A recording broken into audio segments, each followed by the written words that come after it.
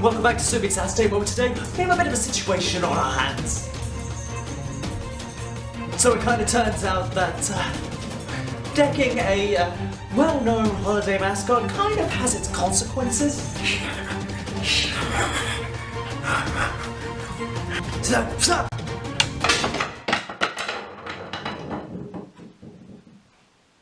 Oh, okay.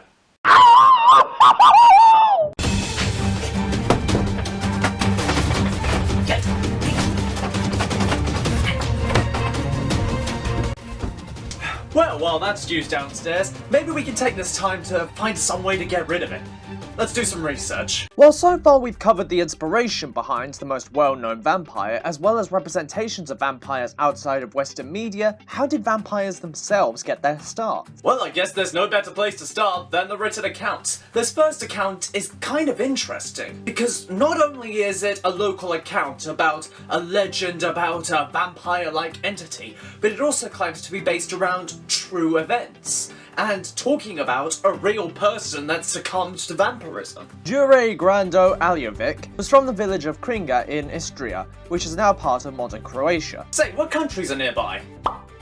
God damn it! According to the accounts in The Glory of the Duchy of Carniola, laying it on a bit thick there, guys, Jure passed away in 1656 due to some form of illness that's not specified, but did not stay dead. For the next 16 years, Jure would rise from his grave and attack the village of Kringa. That is, until a group of strapping heroes, presumably including a Belmont, went to wipe out the Strigan. That's the Croatian word for vampire, in case you're confused. The group, followed by a local priest, opened Grando's coffin to find a perfectly preserved corpse with a smiling face lying in it. The men tried staking the corpse, but it didn't work. I know the feeling. So they then tried decapitating the corpse, which immediately began screaming in pain. Needless to say, the decapitation worked, and the village was at peace once more. You see, this is why you cremate, not bury. Something that's interesting to note is that there's the specificity that Jure, before becoming a vampire, died of some form of illness. So already we have a connection brewing between these two ideas, vampirism and disease. Now, was there a period during this time where there was a large-scale disease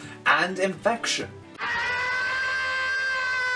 Oh shit, here we go again! Between 1346 and 1453, the bubonic plague swept through Europe, Africa and Asia. And with no knowledge of germ theory, people were desperate, seeking cures and causes for this sudden wave. And of course, one of these thoughts was that witchcraft and all monsters were to blame for the spread of the disease. People said blaming 5G was outlandish. Accounts were given at the time that some dead people suspected of vampirism were found with holes in their graves, and the corpses were found to be plump or fuller than they should be, and blood-stained across their mouths, which in the modern day we can attribute to sinkholes, gas buildup, and the leaking of blood or other bodily fluids. If people had been suspected of being vampires, then there were certain steps taken to ensure that a corpse would stay in the ground. Putting bricks in mouths, tying heads with cord, using a stake to nail the corpse to the ground, which has been demonstrated with many corpses being found that included these precautions, being taken seemingly with anyone over the age of 40. Yes, I'll be sure to ask the bloodsucker in my living room what age he was when he turned. Speaking of which, what's he doing down there?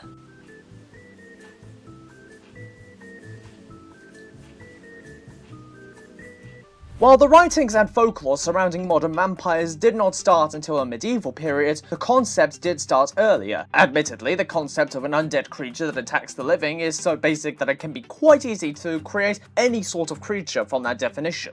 I mean, we've already looked at how this concept can differ depending upon the region or continent, but where does things get more specific? Well, some clues may lie in a monster which, while not a vampire, does still bear enough similarities to still give us a few clues. The Draugr is a Nordic revenant, a ghost that re-inhabits its body to cause destruction and spread hatred and chaos. The most well-known documentation of the Draugr comes from the Grettis saga with Glamir, but this was probably already an established concept. The Draugr is a product of someone who was often troublesome or criminal in life, refusing to move on to Helheim after death and staying in their body. Here is where we have some similarities. The Draugr was so affecting a tale that people would often check graves to make sure someone had stayed dead, or specifically if a body had moved or began sitting up. And more significantly, if someone was killed by a Draugr, they became one themselves. Once again, we have that familiar theme of infection or disease, as the Draugr spreads its condition to others. Definitely a super spreader there. Oh, not only is our friend downstairs going to drain me of blood, but he's also going to pray to Odin while doing it. Fantastic!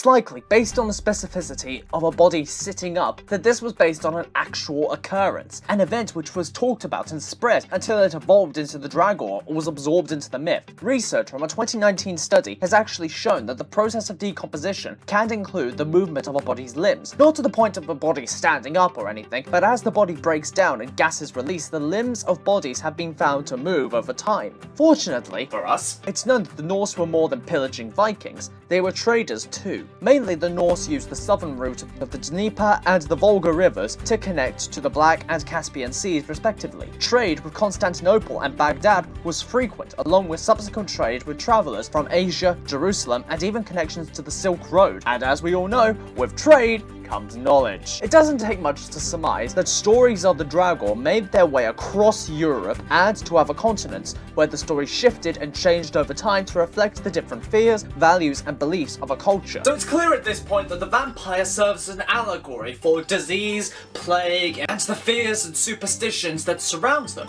But the thing is that other monsters have this effect too. We already looked at one with the Draugr, but there's also zombies, werewolves, other monsters with the capacity to make you like them and spread their influence. What makes the vampire endure, and why can't I get mine out of my house? Well, there's the thing.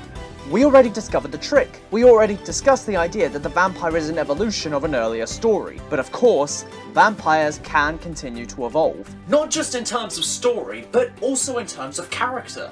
Bram Stoker's novel, Dracula, with its horror, suspense, characters, and culmination of vampire lore spread throughout Europe, marked a turning point in the development of vampires. Suddenly, the monsters had a face, a name, a backstory, ? No longer was the creature just an infection or infestation that had to be destroyed or gotten rid of. At first, yes, explicitly. But now?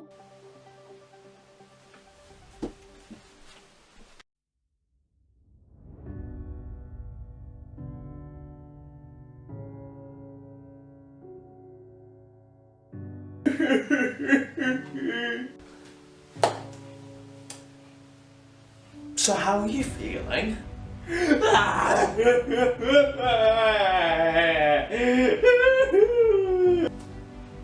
At first, people only saw you as an unholy monster, a product of the pent-up fears and frustrations surrounding a time where they had very little knowledge and had very little control over their own lives. When nothing was certain, and everything seemed deadly. And over time, as things became more widely known, sure, you were still monsters, but you were monsters with faces, identities, feelings, dreams, hopes. Maybe people were rushing so much to get rid of you that they never stopped to try and understand you or learn from you to begin with. Why don't you tell me that?